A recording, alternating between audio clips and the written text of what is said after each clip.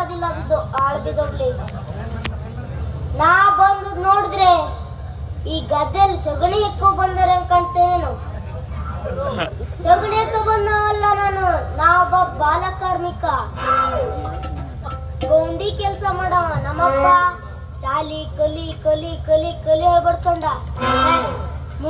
ಮೂರ್ ನತ್ತಿಗೆ 3 ಸಲ ಫೇಲ್ ಅದೆ. ನಮ್ಮಪ್ಪ ತಡ ಮಾಡ್ಲ, ಬೋಳಿ ಮಗನೇ 4 ನತ್ತಿಗೆ ಹೋಗ್ಬೇಡ, ಡೈರೆಕ್ಟ್ ಗೌಂಡಿ ಕೆಲ್ಸಕ್ಕೆ ಹೋಗು ಅಂದ. ಅವಾಗ ಗೌಂಡಿ ಕೆಲ್ಸಕ್ಕೆ ಹೋದೆ. ನಂಗೆ ಎಟ್ಟಳು 500 ರೂಪಾಯಿ, 500 ರೂಪಾಯಿ ಪಗಾರ.